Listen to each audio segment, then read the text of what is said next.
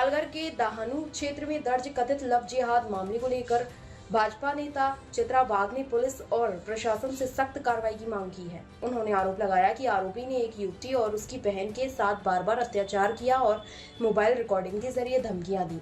वाघ ने कहा कि पीड़ित परिवार मानसिक आघात से गुजर रहा है, इसलिए मामले की निष्पक्ष जांच जरूरी है। उन्होंने बताया कि यह मामला दाहनू पुलिस स्टेशन में दर्ज है और उन्होंने अधिकारियों से मिलकर त्वरित कार्रवाई की मांग की है। वाघ ने यह भी आरोप लगाया कि आरोपी का मकान अवैध निर्माण है और प्रशासन से बुलडोजर कार्रवाई की मांग की। इसके अलावा उन्होंने दावा किया कि जिले से कुछ छात्राओं को छात्र वीजा पर यूनाइटेड किंगडम भेजे जाने के मामलों में भी जांच होनी चाहिए। उन्होंने कहा कि ऐसे मामलों में कई लड़कियां विदेश जाकर परिवार से संपर्क बंद कर देती हैं, इसलिए सरकार को सख्त निगरानी रखनी चाहिए।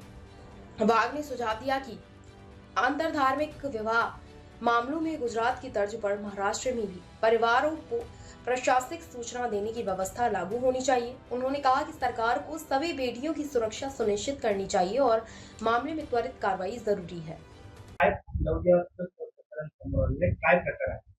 डहाणू पोलीस स्टेशनमध्ये दिनांक 1 जून 2026 रोजी आपल्याकडे एक कंप्लेंट प्राप्त झाली होती। 2 सख्ख्या बहिणी याच्यामध्ये विक्टीम आहेत। रेप, त्याच्यानंतर विनयभंग आणि पॉक्सो अशी कलमे आहेत। ती कंप्लेंट आपण तात्काळ दाखल करून घेतलेली आहे आणि त्या संबंधाने तपास सुरू आहे आणि आरोपीचा शोध घेण्यासाठी आम्ही टीम रवाना केलेली आहे। आरोपी लवकरात लवकर मिळून येईल हे आम्हाला माहिती आहे। तपास सुरू आहे सध्या। ते आता आपण फोन नाही सांगू, तपास सुरू आहे। आई हूँ। यहाँ पे एक लव जिहाद की केस हुई है। एक हरामखोर आरोपी ने एक बालिग लड़की, उसके साथ ही उसकी सगी छोटी बहन, इसके साथ अत्याचार किया है। बार बार अत्याचार किया है, मोबाइल पे रिकॉर्डिंग करके धमकियां दे दे के। उसके खिलाफ यहाँ पे एफआईआर हुई है। आरोपी फरार है, लेकिन मुझे पूरा विश्वास है कि आने वाले कुछ घंटों में उसे भी पालघर की पुलिस जरूर पकड़ लेगी। दूसरी बात यह है कि अभी भी लड़की का परिवार और लड़कियां दोनों भी अपने मानसिक धक्के से, ट्रॉमा से बाहर नहीं आए हैं। बहुत सारी ऐसी बातें हैं जो स्टेटमेंट में कहना रह गई है। उसके तहत जो मैंने सुना है, मुझे ऐसे लगता है कि सेक्शन बढ़ेंगे और जरूर बढ़ेंगे। कुछ बातें रह गई है, वो सेक्शन में किस प्रकार से आएगी इसका ध्यान पुलिस जरूर देखेगी। इसके साथ ही ये जो आरोपी है, इसका घर इलीगल है, तो ये टूटना ही चाहिए, इसे तोड़ना ही चाहिए। ये भी हमारी भूमिका होगी और इसके तहत भी हमने इस जिले की कलेक्टर मैडम उनसे बात की है। आने वाले दिनों में ये कार्रवाई या 1-2 दिन में जरूर होगी। इसके साथ ही हमें बड़ी चिंता का और गंभीर विषय है कि पालघर से, डहाणू से बहुत सारी सज्ञान लड़कियों को बहला फुसला के यहाँ से सीधा स्टूडेंट वीजा पे यूके लिया जा रहा है। यूके में भेज रहे हैं और वहां पे 2 दिन के बाद लड़की फोन करके माँ बाप को कहती है कि अब मैं लंदन आ गई हूँ। जिस प्रकार से यहाँ माँ बाप हरकत में आते हैं और लड़के के माँ बाप के खिलाफ कुछ एक्शन लेने की पुलिस स्टेशन में बात करते हैं, आधे घंटे में लंदन से लड़कियों का फोन माँ बाप को आता है कि आप कोई कार्रवाई ना करें क्योंकि यहाँ पे मुझे तकलीफ हो रही है।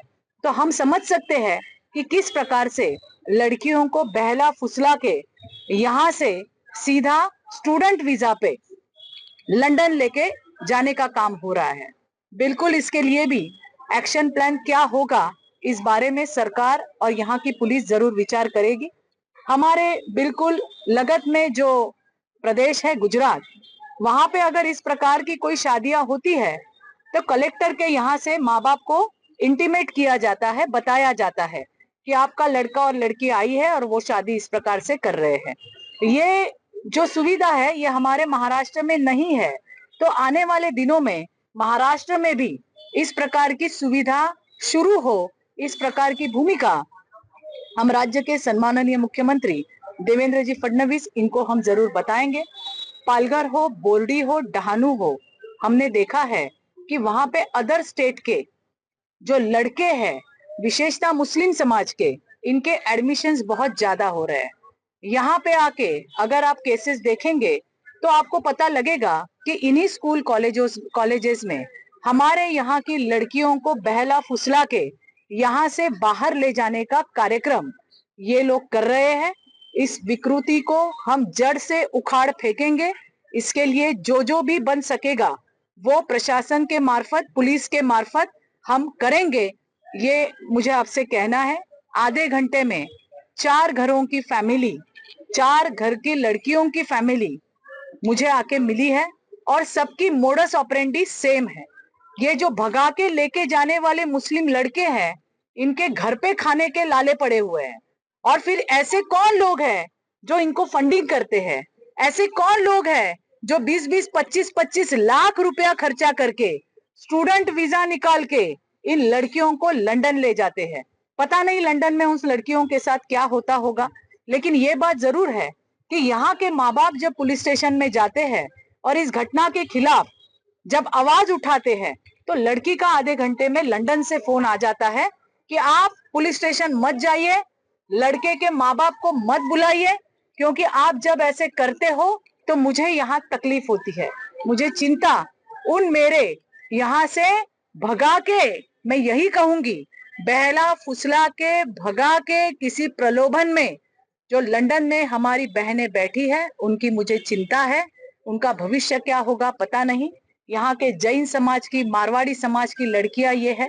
मैं तो आगे जाके ये कहूंगी कि वो लड़कियां कोई भी समाज की हो, वो हमारी महाराष्ट्र की लड़कियां है, हमारी बेटियां है। उनको सुरक्षित रहना उनका अधिकार है।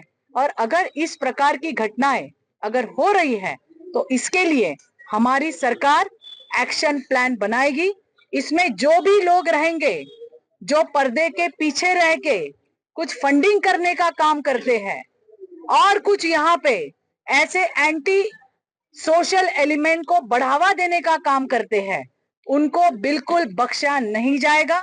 हमारी बच्चियों को सुरक्षित कैसी रहे, इसके लिए जो भी कदम हम उठा सकते हैं वो हम उठाने जा रहे हैं।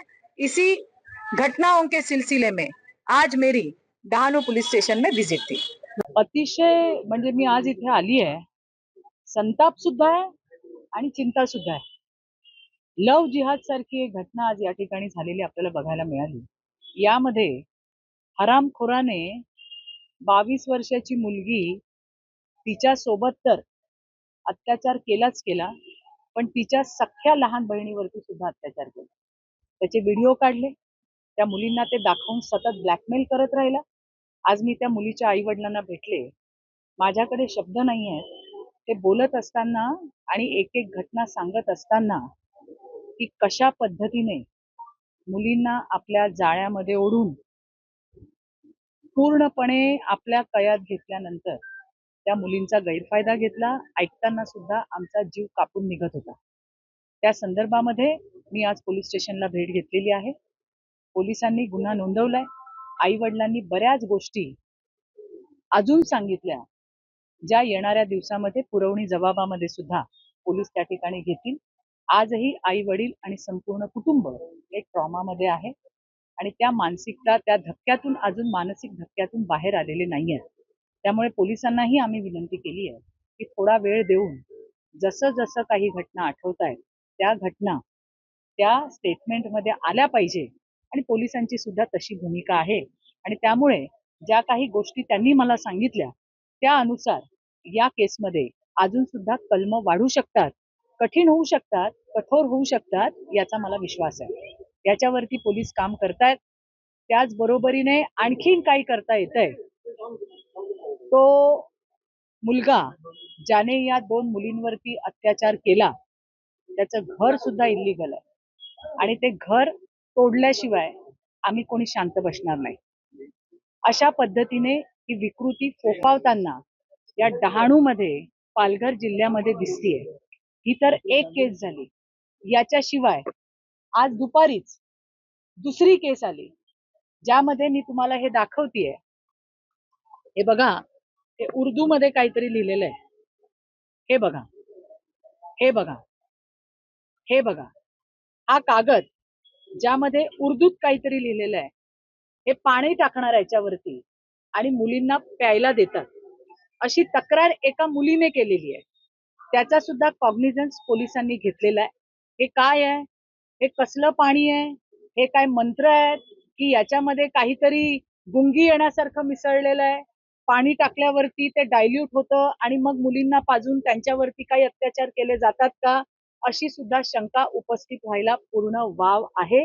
आणि या संदर्भात सुद्धा दुपारी 2 वाजताच पोलिसांनी तक्रार घेतलेली आहे. यासोबतच अतिशय धक्कादायक गोष्टी या डहाणू आणि पालघरमध्ये आपल्याला होताना दिसत आहेत की ज्याला आपण म्हणू मेजर वयाच्या मुली, म्हणजे 18 वर्षाच्या वरच्या मुली, सज्ञान मुली ज्याला आपण म्हणतो, या मुलींचा स्टुडंट विजा काढून त्यांना थेट लंडनला घेऊन जाण्यात जात आहे.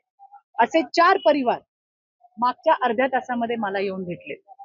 या मुली जैन समाजाच्या आहेत, या मुली मारवाडी समाजाच्या आहेत आणि ज्यांची खाण्याची इथली ऐपत नाहीये अशी, हे सगळे जे नेणारी मुलं ती सगळी मुस्लिम आहेत. अशा परिवार ज्यांची इथे खाण्याचे वांदे आहेत, अशा लोकांनी या मुलींचे विजा, स्टुडंट विजा काढलेले आहेत, त्यांचे पैसे भरलेले आहेत, त्यांना लंडनला घेऊन गेलेले आहेत. अशा 4 केसेस मगासच्या अर्ध्या तासात माझ्याकडे आलेल्या आहेत. या मुलींना कसं नेलं जातंय, कसं त्यांना फसवलं जातंय. 2 दिवसांनी आई वडिलांना फोन करून या मुली सांगतात की आम्ही आता लंडनला आलेलो आहोत. हे प्रकार मोठ्या प्रमाणामध्ये वाढताना दिसत आहेत. सज्ञान मुलींना आपल्या जाळ्यामध्ये फसवून त्यांना स्टुडंट विजावरती लंडनला घेऊन जाणं, युकेला घेऊन जाणं, अशा केसेस सुद्धा वाढत आहेत. याच्यावरती सुद्धा एक चांगला स्ट्रॉंग ऍक्शन प्लॅन असणं गरजेचं आहे. अर्थात प्रशासकीय पातळीवरती ज्या काही तरतुदी करायच्या आहेत त्या तरतुदी आम्ही नक्कीच करू. गुजरात राज्यामध्ये जे पालघरला लागून आहे त्या ठिकाणी जर अशा पद्धतीने इंटरकास्ट जरी मॅरेज होत असेल तर कलेक्टरांकडनं त्यांच्या पालकांना कळवण्यात येतं की अशा पद्धतीने तुमचा मुलगा आणि मुलगी लग्न करते. पण महाराष्ट्रामध्ये ती तरतूद नाही आहे. येणाऱ्या दिवसामध्ये राज्याच्या सन्माननीय मुख्यमंत्री साहेबांना मी ही गोष्ट त्यांच्या लक्षात आणून देणार आहे. कारण आज बोर्डीमध्ये किंवा पालघरमध्ये जी कॉलेजेस आहेत त्याच्यामध्ये जर तुम्ही नीट सर्वे केला तर 70 ते 80% मुलं ही अदर स्टेटची आहेत. आणि इकडे येऊन इथल्या मुलींबरोबर संधान करून त्यांच्यासोबत कुकर्म करून किंवा या मुलींना लंडनला घेऊन जाण्याची जी मोडस ऑपरेंडी या आपल्या राज्यामध्ये विशेषतः पालघर जिल्ह्यामध्ये चालू आहे ती कशा पद्धतीने खंडित होईल याच्यावरती सुद्धा येणाऱ्या दिवसामध्ये आम्ही त्या ठिकाणी काम करणार आहोत. या संदर्भामध्ये या केसच्या बाबतीत, पहिल्या लव्ह जिहादच्या केसच्या बाबतीत या पालघरचे एसपी साहेब, त्याचबरोबरीने कलेक्टर मॅडम यांच्याशी आमचं बोलणं झालंय. आता सुद्धा PI कणसेताई यांच्याशी आमचं बोलणं झालेलं आहे. आणि येणाऱ्या दिवसामध्ये अशा घटनांना अटकाव कसा करता येईल, आपल्या मुलीबाळींना कसं सुरक्षित ठेवता येईल याच्यासाठी आम्ही सगळेजण काम करणार आहोत. या संदर्भामध्ये आज मी डहाणूला आले होते.